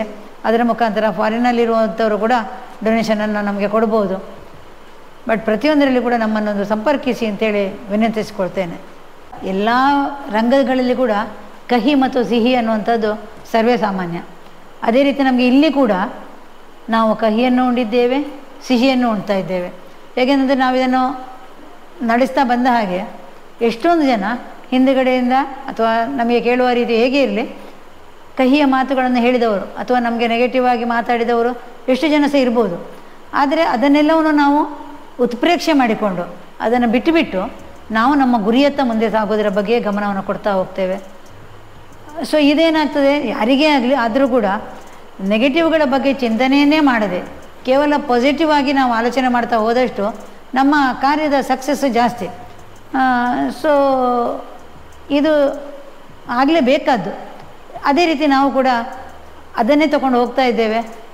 ಎಷ್ಟೊಂದು ಜನರು ನಮ್ಮಲ್ಲಿ ನಮ್ಮ ಈ ಚಟುವಟಿಕೆಯನ್ನು ನೋಡಿದವರು ನಮಗೆ ಒಂದು ಪ್ರೋತ್ಸಾಹದ ನುಡಿಗಳನ್ನು ಹೇಳುವಂಥದ್ದು ಅಥವಾ ನಮ್ಮೊಂದಿಗೆ ಸೇರುವಂಥದ್ದು ಅಥವಾ ಸ್ಫೂರ್ತಿ ಪಡೆದು ಅವರೇ ಏನಾದರೂ ಇಂಥ ಒಂದು ಕಾರ್ಯಗಳನ್ನು ಮಾಡುವಂಥದ್ದು, ಇದೆಲ್ಲ ಕೂಡ ನಮಗೆ ಕೂಡ ಅವರೊಟ್ಟಿಗೆ ಆನಂದವನ್ನು ತಂದು ಕೊಡ್ತದೆ. ಅವರಿಗೂ ಆನಂದ, ನಮಗೂ ಆನಂದ. ಇನ್ ಟೋಟಲ್ ಆಗಿ ಏನಂತೇಳಿದರೆ ನಾವೀಗ ಜನ್ಮ ಎತ್ತಿ ಬಂದದ್ದು ಯಾಕೆ? ನಮ್ಮ ಜೀವನದ ಅಂತಿಮ ಗುರಿಯನ್ನು ತಲುಪಲಿಕ್ಕೆ. ಅಂತಿಮ ಗುರಿ ತಲುಪಲಿಕ್ಕೆ ಎಷ್ಟೋ ಜನಕ್ಕೆ ಎಷ್ಟೋ ದಾರಿಗಳಿರ್ಬೋದು. ಇದು ನಮಗೆ ದೇವರು ಕೊಟ್ಟ ದಾರಿ ಅಂತ ನಾವು ತಿಳ್ಕೊಂಡಿದ್ದೇವೆ. ಸೊ ಈ ದಾರಿಯಲ್ಲಿ ನಾವು ಮುನ್ನಡಿತಾ ನಮ್ಮ ಜೀವನದ ಸಾರ್ಥಕತೆಯನ್ನು ನಾವು ಪಡೀತೇವೆ. ಕೇವಲ ಒಂದು ಧನ ಸಂಗ್ರಹಣೆ ಆಗಿರ್ಬೋದು ಅಥವಾ ಹೆಸರು ಗಳಿಸುವುದು, ಪ್ರಖ್ಯಾತಿಯನ್ನು ಹೊಂದುವಂಥದ್ದು, ಇದಲ್ಲದೆ ಜೀವನದಲ್ಲಿ ಅತಿ ಮುಖ್ಯವಾಗಿ ನಮಗೆ ಬೇಕಾದಂಥದ್ದು ಶಾಂತಿ, ಒಂದು ನೆಮ್ಮದಿ. ಎಷ್ಟೇ ಒಂದು ಗಂಜಿ ಊಟ ಮಾಡುವನಾದರೂ ಕೂಡ ಅವನು ಚಂದಕ್ಕೆ ಮನೆಯವರೊಟ್ಟಿಗೆ ಇದ್ದುಕೊಂಡು ಸುಖವಾಗಿ ನಿದ್ದೆ ಮಾಡ್ಬೋದು. ಅದೇ ರೀತಿ ಕೋಟ್ಯಾನುಗಟ್ಟಲೆ ಹಣ ಇದ್ದರೂ ಕೂಡ ಮನಸ್ಸಿಗೆ ನೆಮ್ಮದಿ ಇಲ್ಲದೆ ರಾತ್ರಿ ಮಲಗಿದ್ದರೆ ನಿದ್ದೆ ಬರದೆ ಒದ್ದಾಡುವವರು ಇರ್ಬೋದು. ಆದರೆ ಅಷ್ಟೊತ್ತಿಗೆ ನಮಗೆ ತಿಳಿಬೇಕು ನಾವು ಯಾವುದು ಮುಖ್ಯ ಅಂತ. ಹಣ ಅಲ್ಲ, ಬೇಕಾದ್ದು ನಮಗೆ ನೆಮ್ಮದಿ, ಶಾಂತಿ, ಸಂತೋಷ. ಸೊ ನಮ್ಮ ಉದ್ದೇಶ ಕೂಡ ಅದುವೇ, ನಮಗೆ ಕೂಡ ಅದುವೇ ಇರಬೇಕು, ಇನ್ನೊಬ್ಬರಿಗೆ ಕೂಡ ಅದುವೇ ಇರಬೇಕು ಅಂತ ಹೇಳುವಂಥ ಒಂದು ದೃಷ್ಟಿ. ಸೊ ಹಾಗಾಗಿ ಈ ಚಟುವಟಿಕೆ ಇನ್ನೂ ನಮ್ಮದು ಮುಂದುವರಿತಾ ಇದೆ. ಅದೇ ರೀತಿ ನಮಗೆ ಇನ್ನೂ ಸಹ ಮುಂದೆ ಇನ್ನಷ್ಟು ಯೋಜನೆಗಳಿದೆ. ನಮ್ಮ ಬತ್ತಳಿಕೆಯಲ್ಲಿ ಸಾಕಷ್ಟು ಇದೆ. ದೇವರು ಹೇಗೆ ಶಕ್ತಿಯನ್ನು ಕೊಡ್ತಾನೋ, ಜನರ ಸಹಕಾರ ಎಷ್ಟಿದೆಯೋ ಅದೇ ರೀತಿಯಾಗಿ ಜನಬಲದ ಒಂದಿಗೆ ನಾವು ಮುನ್ನಡೆಬೋದು, ಇನ್ನೆಷ್ಟು ಜನರಿಗೆ ನಾವು ಸಹಾಯ ಮಾಡ್ಬೋದು ಅಂತ ಹೇಳುವಂತಾಗೆ ಅನ್ನಿಸ್ತದೆ. ಇಂತಹ ಮನೋಭಾವ ನಾವೆಲ್ಲರೂ ಕೂಡ ಇನ್ನಷ್ಟು ಬೆಳೆಸಿಕೊಳ್ಳೋಣ. ನಮ್ಮ ಅಕ್ಕಪಕ್ಕದವರಿಗೆ ಕಿಂಚಿತ್ತಾಗಿರ್ಬೋದು, ನಮಗೆ ಒಬ್ಬ ಬಿದ್ದಾಗ ಅವನನ್ನು ಎತ್ತಲಿಕ್ಕೆ ಒಂದು ಕೈ ಕೊಡುವಂಥದ್ದು ಕೂಡ ನಾನು ಎಷ್ಟೋ ಸಲ ಹೇಳಬಾರ್ದು ಗೊತ್ತಿಲ್ಲ. ಆದರೆ ಈಗಿನ ಯಂಗ್ಸ್ಟರ್ಸ್ ಆಗಿರ್ಬೋದು ಎಷ್ಟು ಒಳ್ಳೆಯದಾಗಿ ಇಂಥ ಒಂದು ಕಾರ್ಯಚಟುವಟಿಕೆಯಲ್ಲಿ ಸೇರಿಕೊಳ್ಳೋರಿದ್ದಾರೋ, ಆದರೆ ಅದಕ್ಕಿಂತ ಹೆಚ್ಚಿನವರು ಅವರ ಪಕ್ಕದಲ್ಲಿ ಅವರಿಂದ ಹಿರಿಯರು ಬಂದರೆ ಅವರಿಗೊಂದು ಜಾಗ ಬಿಟ್ಟು ಕೊಡೋದು ಬಿಡಿ, ಅವರನ್ನು ಸ್ವಲ್ಪ ಪಕ್ಕದಲ್ಲಿ ಸರಿಸಿಕೊಂಡು ಕೂತ್ಕೊಳ್ಳುವಂಥ ಮನೋಭಾವವನ್ನು ಕೂಡ ಈಗಿನ ಎಷ್ಟೋ ಮಕ್ಕಳು ಕಳೆದುಕೊಳ್ತಾ ಇದ್ದಾರೆ. ಅಂಥದ್ದನ್ನು ನೋಡಿದಾಗ ಒಂದು ಸ್ವಲ್ಪ ಮನಸ್ಸಿಗೆ ಕಿರಿಕನ್ನಿಸ್ತದೆ, ಯಾವಾಗ ಇವರು ಬದಲಾವಣೆ ಆಗ್ತಾರೆ ಅಂತ ಕಾಣ್ತದೆ. ಸೊ ಅಷ್ಟು ಸಣ್ಣ ಸಹಾಯ ಕೂಡ ಆ ವ್ಯಕ್ತಿಗೆ ಎಷ್ಟೋ ದೊಡ್ಡ ಸಹಾಯ ಆಗಿರ್ಬೋದು. ಕಷ್ಟದ ಬೀಳ್ತಾ ಇರುವಾಗ ನಾವು ಒಂದು ಕೈ ಹಿಡ್ಕೊಂಡ್ರೆ ಅದಕ್ಕೆ ಎಷ್ಟೋ ಒಂದು ಕೃತಜ್ಞತೆಯನ್ನು ಸಲ್ಲಿಸುವವರಿದ್ದಾರೆ. ಸೊ ಹೀಗೆ ನಾವು ಸಣ್ಣ ಪುಟ್ಟ ಹೆಜ್ಜೆಗಳನ್ನು ಇಡ್ತಾ ಮುಂದೆ ಹೋಗಬೇಕು ಅಂತ ಹೇಳುವಂಥದ್ದು ನನ್ನೊಂದು ಅನಿಸಿಕೆ. ಈ ನಮ್ಮ ಸಾಯಿ ನಿಕೇತನ ಸೇವಾಶ್ರಮ ಅಂತ ಹೇಳುವಂಥ ಈ ಸಂಸ್ಥೆ ಇರುವಂಥದ್ದು ದೈಗೋಡಿ ಅಂತ ಹೇಳುವಂಥ ಒಂದು ಪುಟ್ಟ ಹಳ್ಳಿ ಇದು ಕಾಸರಗೋಡು ಜಿಲ್ಲೆಯ ಮಂಜೇಶ್ವರ ತಾಲೂಕಿನ ಒಳಗೆ ವ್ಯಾಪ್ತಿಯಲ್ಲಿ ಬರ್ತದೆ. ಮಂಗಳೂರಿಂದ ಸಾಧಾರಣ 35 ಕಿಲೋಮೀಟರ್, ಹಾಗೆ ಪುತ್ತೂರು ಕಾಸರಗೋಡಿಂದ ಕೂಡ 35 ಕಿಲೋಮೀಟರ್ ದೂರದಲ್ಲಿದೆ. ಬೆಂಗಳೂರಿಂದ ಹೇಳುವುದಾದರೆ ಸಾಧಾರಣ 350 ಕಿಲೋಮೀಟರ್ ದೂರ ದಲ್ಲಿ ಇರುವಂತಹ ಇದೊಂದು ನಮ್ಮ ಒಂದು ಚಿಕ್ಕ ಸಂಸ್ಥೆ. ಸೊ ಯಾರಿಗೆ ಇಲ್ಲಿ ಬಂದು ಬರಬೇಕಂತ ಆಸಕ್ತಿ ಇದೆಯೋ ಖಂಡಿತವಾಗ್ಲೂ ಇದರ ಒಟ್ಟಿಗೆ ಕೊಟ್ಟಂತಹ ನಮ್ಮ ಕಾಂಟ್ಯಾಕ್ಟ್ ನಂಬರನ್ನು ನೀವು ನೋಟ್ ಮಾಡಿಕೊಳ್ಳಿ. ಅದೇ ರೀತಿ ನೀವು ಕಾಂಟ್ಯಾಕ್ಟ್ ಆಗಿ ಅಂತ ಕೇಳಿಕೊಡ್ತೇನೆ. ಅದೇ ರೀತಿ ಈಗ ಇದನ್ನೆಲ್ಲವನ್ನು ಕೂಡ ನಡೆಸಲಿಕ್ಕೆ ಸಹಕರಿಸ್ತಾ ಇರುವಂತಹ ಪ್ರತಿಯೊಬ್ಬ ಅಂತ ಹೇಳಿದ್ರೆ ಪ್ರತಿಯೊಬ್ಬ ದಾನಿಗಳಿಗೆ ಕೂಡ ನಾವು ಹೃದಯಪೂರ್ವಕವಾದಂತಹ ಒಂದು ಕೃತಜ್ಞತೆಯನ್ನು ಸಲ್ಲಿಸ್ತೇವೆ. ಅದೇ ರೀತಿ ನಮ್ಮನ್ನ ಈ ದಾರಿಯಲ್ಲಿ ಮುನ್ನಡೆಸ್ತಾ ಇರುವಂತಹ ಪ್ರತಿಯೊಂದು ಹೆಜ್ಜೆಯಲ್ಲಿ ಕೂಡ ನಮ್ಮೊಟ್ಟಿಗೆ ಇದ್ದು ನಮ್ಮನ್ನು ನಡೆಸಿಕೊಂಡು ಈ ಎಲ್ಲ ಚಟುವಟಿಕೆಗಳನ್ನ ಸ್ಫೂರ್ತಿದಾಯಕ ಹಾಗೆ ನಮಗೆ ಶಕ್ತಿದಾಯಕ ಪ್ರೇರಕ ಪ್ರತಿಯೊಂದು ಕೂಡ ಆಗಿರುವಂತಹ ಭಗವಂತ, ಅವನಿಗೆ ನಾವು ಅನಂತಾನಂತ ವಂದನೆಗಳನ್ನ ಪ್ರಣಾಮಗಳನ್ನ ಸಲ್ಲಿಸ್ತೇವೆ.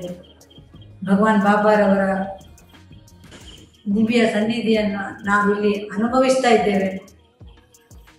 ಅದು ಯಾವ ದೇವರು ಅನ್ನುವಂಥದ್ದು ಯಾರೇ ಆಗಿರ್ಬೋದು, ಇಂಥದ್ದೇ ಅಂತ ನಾನು ಹೇಳುವಂಥದ್ದಲ್ಲ. ಆದರೆ ಅವರವರನ್ನು ನಂಬಿಕೊಂಡು ಬಂದಿರುವಂಥದ್ದು ದೇವರು ಅನ್ನೋಂಥದ್ದು ಒಂದು ಶಕ್ತಿ. ಈ ಶಕ್ತಿ ಇಲ್ಲಿ ನಮಗೆ ಯಾವಾಗಲೂ ನಮ್ಮೊಂದಿಗಿದೆ. ಎಷ್ಟೋ ಕಷ್ಟದ ಪ್ರಸಂಗಗಳು ನಮಗೆ ಕಣ್ಣಿಗೆ ಬಂದದ್ದು ಹುಬ್ಬಿಗೆ ಅಂತ ಹೇಳುವಾಗೋ ಅಥವಾ ಒಂದು ರೆಪ್ಪೆಗೆ ಅಂತ ಹೇಳುವಾಗೋ ಆ ರೀತಿ ಬಂದು ಹೋದದ್ದು ಇದೆ. ಸೊ ಇಂಥದಕ್ಕೆ ಪ್ರತಿಯೊಂದಕ್ಕೆ ಕೂಡ ನಾವು ಆಗೆಲ್ಲ ಸಂದರ್ಭಗಳಲ್ಲಿ ಕೂಡ ನಾವು ನೆನೆಸಿಕೊಳ್ಳುವಂಥದ್ದು ಭಗವಂತನನ್ನ. ಅದೇ ರೀತಿ ಎಲ್ಲರೂ ಕೂಡ ಭಗವಂತನ ಒಂದು ಸ್ವರೂಪಗಳೇ ಅಂತ ನಾವು ತಿಳ್ಕೊಳ್ಳುವಂಥದ್ದು. ಆ ರೀತಿಯಾಗಿ ಯಾರು ಯಾವುದೇ ಕಾರಣಕ್ಕೆ ಅವರಿಗೊಂದು ಸಹಾಯ ಬೇಕಂತ ಬರೋರಾಗಿರ್ಬೋದು ಅಥವಾ ಸಹಾಯ ನೀಡಲಿಕ್ಕೆ ಒಂದು ಸಹಕರಿಸುವವರು, ನಮಗೆ ಹೆಗಲು ಕೊಡುವಂಥವರಾಗಿರ್ಬೋದು, ಎಲ್ಲರಿಗೂ ಕೂಡ ನಾವು ಮುಕ್ತವಾಗಿ ಆಹ್ವಾನವನ್ನು ನೀಡ್ತೇವೆ. ನಮ್ಮಿಂದ ಸಾಧ್ಯ ಆದಷ್ಟು ಪ್ರಾಮಾಣಿಕವಾಗಿ ನಿಮ್ಮೊಂದಿಗೆ ಸೇರಿಕೊಳ್ತೇವೆ. ಎಲ್ಲರೂ ಜೊತೆಯಾಗೋಣ. ಜೊತೆಯಾಗಿ ನಮ್ಮ ಮಾನವ ಜನಾಂಗಕ್ಕೆ ನಮ್ಮಿಂದ ಏನು ಮಾಡಬಹುದು ಅದನ್ನು ಮಾಡೋಣ, ಕೊಡೋಣ ಅಂತ ಹೇಳ್ತಾ ಎಲ್ಲರಿಗೂ ಕೂಡ ಪೂರ್ವಕವಾದ ವಂದನೆಗಳನ್ನು ಸಲ್ಲಿಸ್ತಾ ಇದ್ದೀವಿ. ಜಯ ಸಾಯಿ.